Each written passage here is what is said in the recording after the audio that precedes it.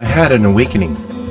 While reading Matthew 24, I received the impression that what was being discussed in that passage at the end could only be applied to events in our time. The prostitute who sits on many waters, holding a golden cup has 7 heads, or 7 rays of initiation.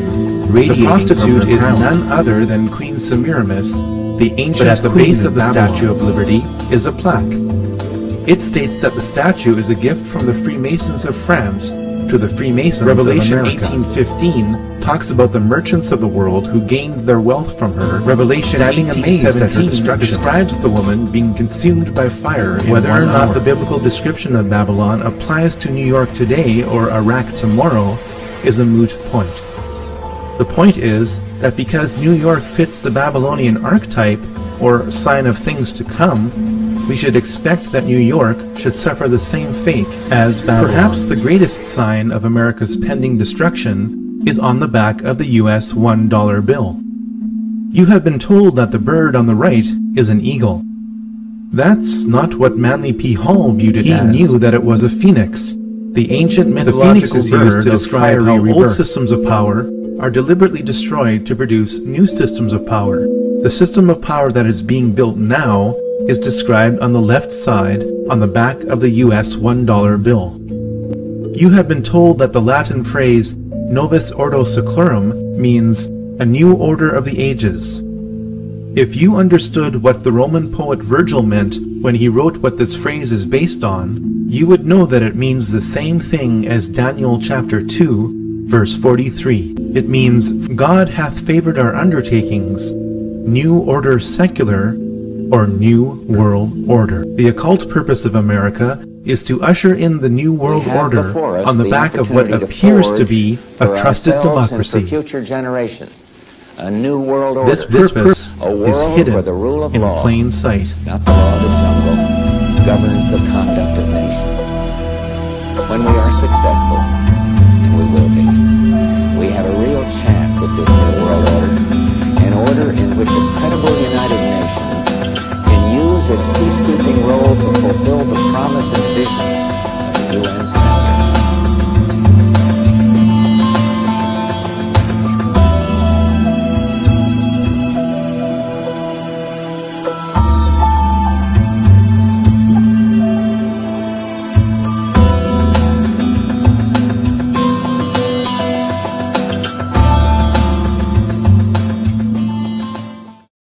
No doubt you'll be hearing about all the differences between John Kerry and George W. Bush.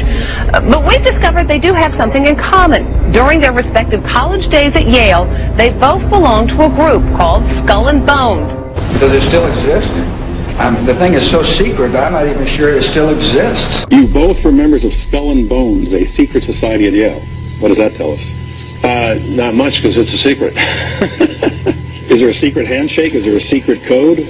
I wish there were something secret I could manifest. 322, a secret number? There are all kinds of secrets, Tim. You were both in Skull and Bones, the secret society. It's so secret we can't talk about it. What does that mean for America?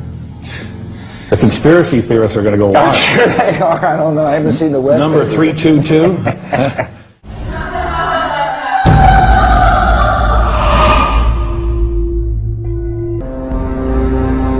He's come pretty close.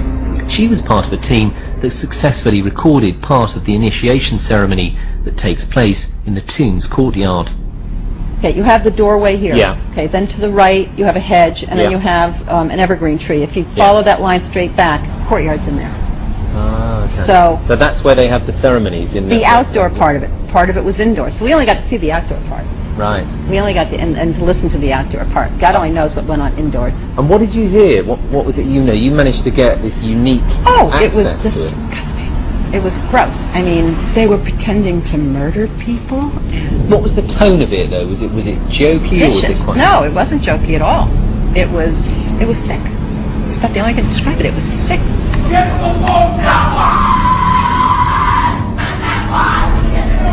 What you're hearing is the first recording ever made of the Skull and Bones initiation ceremony. It has never been broadcast before.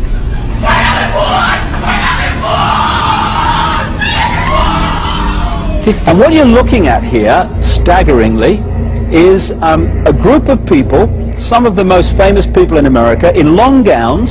Behind them there you see a 40-foot stone owl.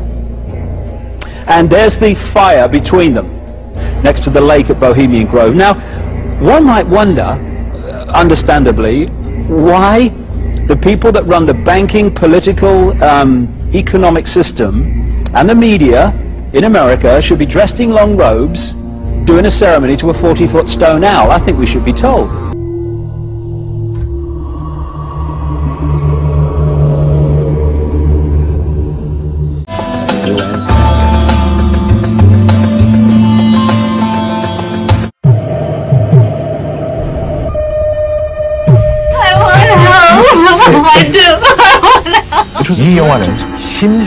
This is a film about psychological warfare. A specific type of warfare designed to distract, misinform, But trust me, and anesthetize the brain. It has many disguises and is used against every one of them and against them. Of course, such Machiavellian activity requires a disguise, which is why propagandists call themselves the public relations industry. But do not be fooled. Public relations and propaganda are interchangeable. And it is the massive public relations industry that is designed to alter perception, reshape reality, and manufacture consent.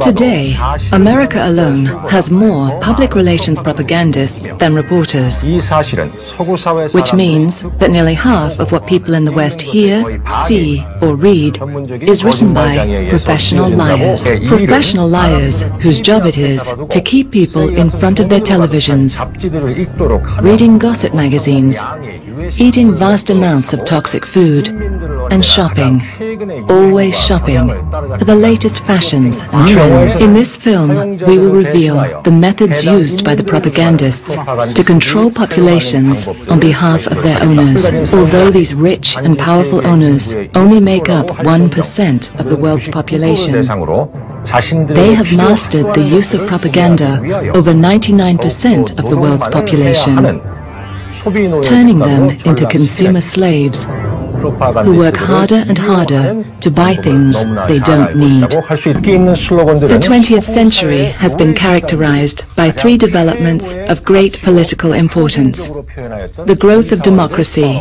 the growth of corporate power, and the growth of corporate propaganda as a means of protecting corporate power against democracy. This crusade, this war on terrorism, is going to take a while.